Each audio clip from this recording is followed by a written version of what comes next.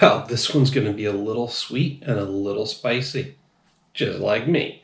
Hey there, folks. I am the Mighty Plantain, and we've got something from Berkshire Brewing Company today.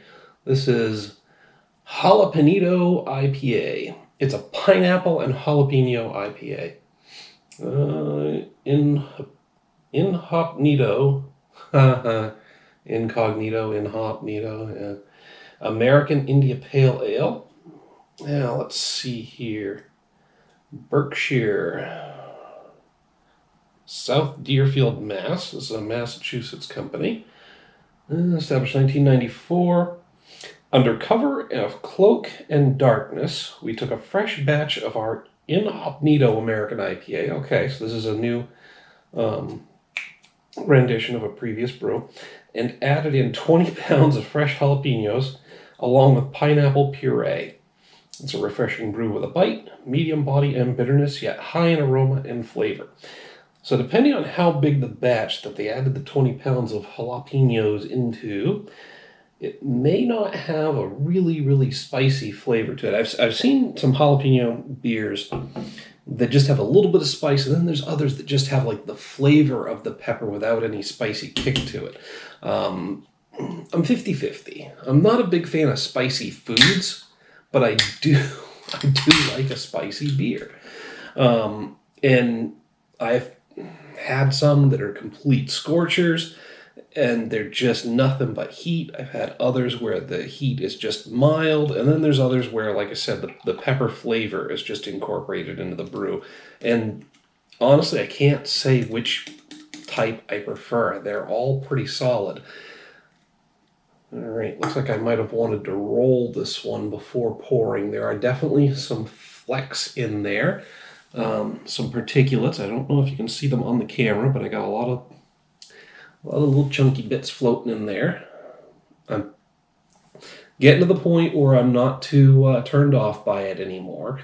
Particulates are either going to be a yeast clot or, in this particular case, probably some remnants of hops. It's definitely also a hazy beer. Some of that could be the particulates, but it could also be hop oils. It's got a nice golden brown color to it, I would say. It's like a golden color where the beer is getting more light shown through it, but down through here in the middle, where there's less light coming through, or depending on the angle I hold it, where the light kind of gets slowed down, it's got more of a golden brown color to it. So somewhat effervescent. I am seeing some bubbles coming up from the bottom. That head that I managed to get on there is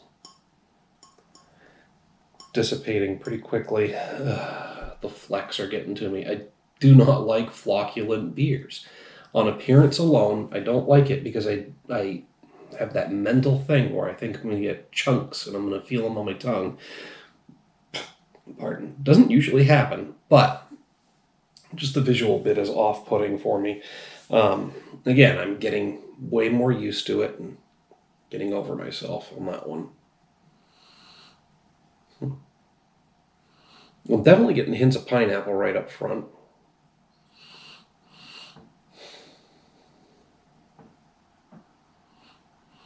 As well as a bit of a citrusy and piney IPA.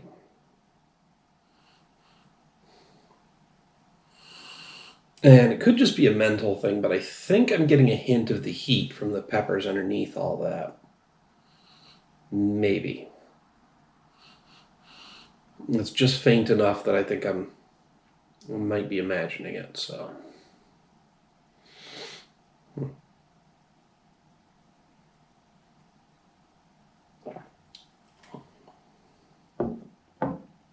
It's definitely smooth and easy to drink.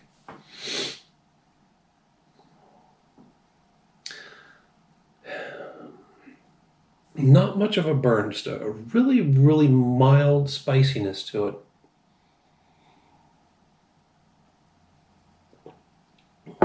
But that mild spicy kick is there from the moment it hits your tongue to the second you swallow, and it doesn't really linger on the palate. And again, there's no real burn to it. It's just like this mild spicy kick just enough to let you know there's peppers in there, which is nice. I think it takes more effort to get that effect from the peppers than it does to just burn you out entirely. And again, it's jalapeno, so they're going to have a more milder flavor than all the peppers that are out there these days. Remember back in like the late 80s, early 90s when jalapenos were like the big deal? Oh, it's got jalapenos in it, it's so spicy, and all the advertising and shit. Now it's like, unless you're putting ghost peppers at least in something, nobody cares. Jalapenos are a second thought.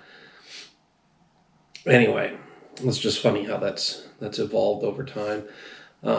Personally, I can still get a pretty decent spicy kick from jalapenos, but I'm actually more willing to accept those in my food than some of the more powerful peppers, because again, I want to taste the food.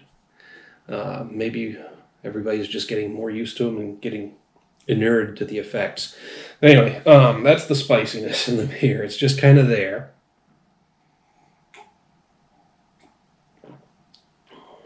I mean, I'm definitely getting hints of pineapple. And again, citrus and pine from the hops. It's a smooth, easy to drink beer, and it's different. I mean, I don't think I've ever had anything like this before. I've had a lot of different beers that incorporate peppers, but I've never had anything that's incorporated pepper and pineapple at the same time. So because of that, I'm really enjoying it. I think I'm going to hit this with a 4 out of 5. It's a really solid offering. It's got a different taste. It's something you should check out for yourself, because as far as I know, it's unique, at least in the New England area. But hey, that's just what I have to say about it. Make sure to hit me up down in the comments, the email link down below. I'd love to hear what you have to say about this beer. While you're down there, make sure to like and share the video. Don't forget to subscribe to the channel. Till next time, folks, thanks for tuning in. Cheers.